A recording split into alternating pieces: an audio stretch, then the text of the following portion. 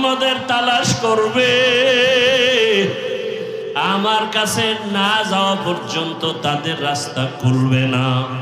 হাসরের হাজারো কোটি মানুষের মাঝে আম্মাজান বলেন, নবী আপনাকে কোথায় পাবে উম্মতেরা?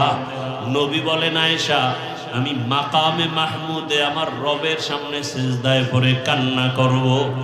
ঈসা নবী নিজের চিন্তায় কাঁদবেন, মুসা নবী নিজের চিন্তায় কাঁদবেন, আর আমি মুহাম্মদ একমাত্র উম্মতের চিন্তায় কান্না করব আর বলবো, হে আল্লাহ, আমার উম্মতেরে বাঁচাও, আমার উম্মতেরা যেন জাহান্নামের আগুনে না যায়। ওই সময় আমার আল্লাহ কান্না দেখে আমাকে বলবে, নবী কাঁদিয়েন না। আমাকে উঠতে বলবেন আর বলবেন, আপনি উম্মতগুলো ধরে ধরে জান্নাতের দিকে নিয়ে যান। আমি তখন উম্মতগুলো বাছাই করে করে জান্নাতের দিকে নিব। আম্মাজান বলেন, নবীজি, কোটি মানুষের মধ্যে মুসা নবীর উম্মত, ঈসা নবীর উম্মত, আপনার উম্মতগুলো আপনি চিনবেন কি করে? নবী বলেন, ও আয়েশা, কিয়ামতের ময়দানে আমার উম্মত যারা দুনিয়াতে 5 বেলার নামাজ আদায় করত ওযু বানাইয়া, ওই ওযুর জায়গাগুলো নূরের আলোতে ঝলমল করতে থাকবে।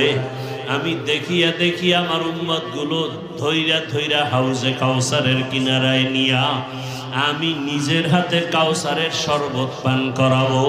আমার উম্মতের পেয়ালা ভরে ভরে পানি দেব, উম্মতরা পিপাসা নিবারণ করবে।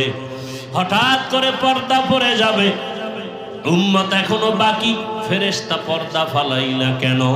ফেরেশতারা বলবেন, ইয়া রাসূলুল্লাহ, এরা আপনার আদর্শের উম্মত না, দাবি করত উম্মত, অথচ আপনার সুন্নাত আদর্শ জবাই করেছে।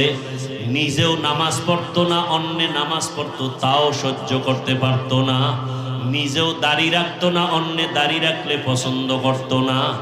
নিজেও পর্দা করতো না, অন্যেরা পর্দা করলে পছন্দ করতো না। নিজেও হালাল খাইতো না, অন্যেরা হালাল খাইলেও সহ্য করতো না। নিজেও দাড়ি রাখতো না, অন্যে দাড়ি রাখলে পছন্দ করতো না। আল্লাহর নবী তখন বলবেন আয়েশাকে, নবী বলেন, আয়েশা, তখন আমি রাগ হয়ে বলবো, সোহকান সোহকা লিমান গাইয়ারা মিন বাদি, ভেগে যারে উম্মত, তোরা আমার উম্মত না, আমি তোদের নবী না। সাথে সাথে গাইবি আওয়াজ, আমার রবের পক্ষ থেকে আওয়াজ আসবে, ওদেরকে ধর, জাহান্নামের শিকল লাগাও। জাহান্নামের শিকল লাগাইয়া এরপরে জাহান্নামের দিকে নিয়ে যাবে। আমার আল্লাহ পাক রব্বুল আলামিন বলেন,